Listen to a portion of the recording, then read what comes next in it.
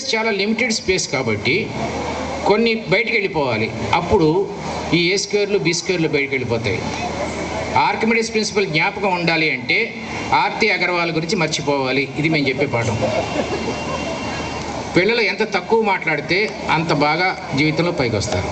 పాపం ఈ భర్తలు వాళ్ళు తొందరగా ఇంటికి వస్తే ప్రళయం వస్తుందనే ఉద్దేశంతోనూ, లేకపోతే అసలు తమ గౌరవానికి నామోషి అని చెప్పు 10 దాటితే కానీ రారు. ఈ ఆడవాళ్ళకి మాట్లాడటానికి ఎవరు ఇంట్లో ఉండరు. అందుకని పిల్లలతో మాట్లాడుతూ ఉంటారు, మాట్లాడటం నేర్పుతారు. ఇంకో 20 minutes తీసుకోవాలి. అవునా? లేదు, ఇంకో 20 minutes తీసుకోండి. సాధారణంగా చప్పట్లు 2 రకాలుగా కొడతారు. ఒకటికి చాలు అని, లేకపోతే ఇంకా కావాలి.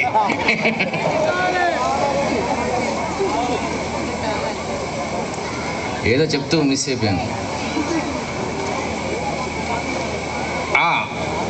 ఈ ఆడవాళ్ళు అప్పుడు పిల్లలతో మాట్లాడటం మొదలు పెడతారు. వాళ్ళకి కూడా కావాలి కదా మాట్లాడటానికి.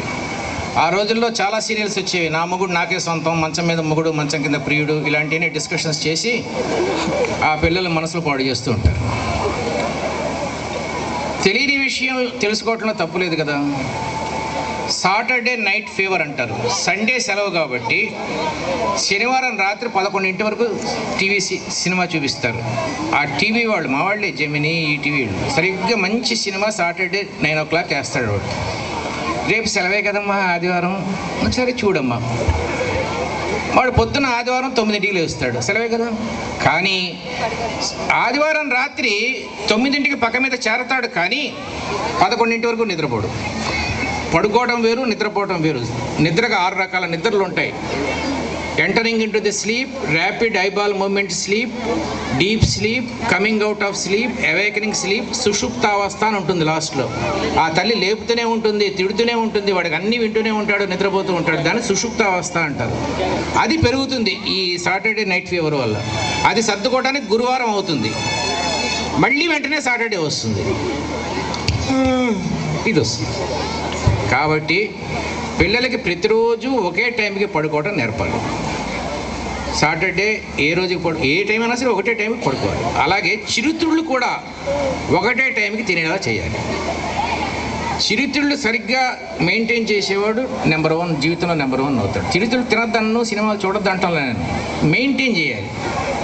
వాడు 7:30 నుంచి 8 వరకు చదివిన తర్వాత వంటింట్లోకి వెళ్ళి చేగూడులు ఎక్కడున్నాయి, అవి ఎక్కడున్నాయని ఎత్తుక్కుంటాడు కొంచెంసేపు. అవి వస్తూ చెల్లి టీవీ చూస్తుంటే దాన్ని ఒకసారి ఇలా కొడతాడు, అది వీడిని కొడుతుంది, ఇద్దరు కొట్టుకుంటారు. ఈ మధ్యలో టీవీలో మంచి సాంగ్ వస్తే అక్కడ నిలబడి 5 నిమిషాలు చూస్తాడు, వచ్చి మళ్ళీ కూర్చుంటాడు. ఇంకేం వస్తుందండి చదువుకోవటానికి టేబుల్ దగ్గర కూర్చున్న తర్వాత, చదువు పూర్తయిన తర్వాత వెళ్ళి పడుకోవటం నేను మా అబ్బాయికి నేర్పిన మొట్టమొదటి విషయం.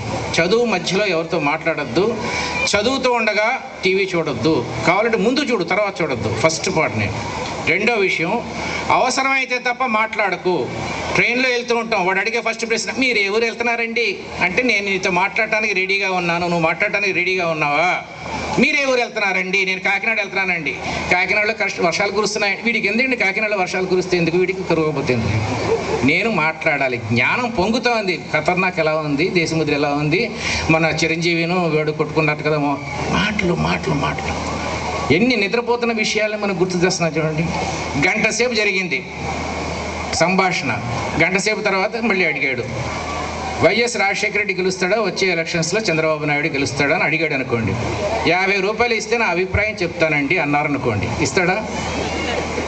5 రూపాయలు ఇస్తే చెప్తాను అన్నాడు అనుకోండి, ఇస్తాడా? 50 పైసలు ఇస్తే చెప్తానన్నా అంటే, నువ్వు గంట సేపు మాట్లాడింది వాడికి 50 పైసలు విలువ లేదు. ఎందుకు మాట్లాడుకుంటాం, వేస్ట్ చేసుకుంటాం టైము? కిటికీల నుంచి బయటికి చూడవచ్చు, మ్యూజిక్ వినొచ్చు, అన్నిటికీ అద్భుతంగా ఒక మంచి పుస్తకం చదువుకోవచ్చు కదా. ఇన్ని మంచి పనులు మానేసి ఎందుకండి మాటలు మాట్లాడతారంట. మాటలు 3 రకాలు: ఎక్స్ట్రావర్షన్, ఇంట్రావర్షన్, రిజర్వ్డ్నెస్. అవసరమైనప్పుడు మాట్లాడటం మాత్రం పిల్లలకి బాగా నేర్పాలి.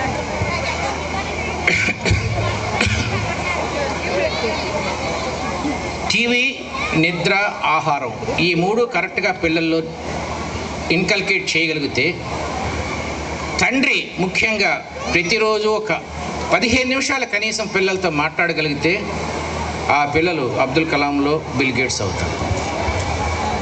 నేను చేసిన మా తండ్రి నాకు ఏమైతే చేశాడో నేను మా అబ్బాయికి అదే చేశానండి, గర్వంగా చెప్పుకోగలను కూడా.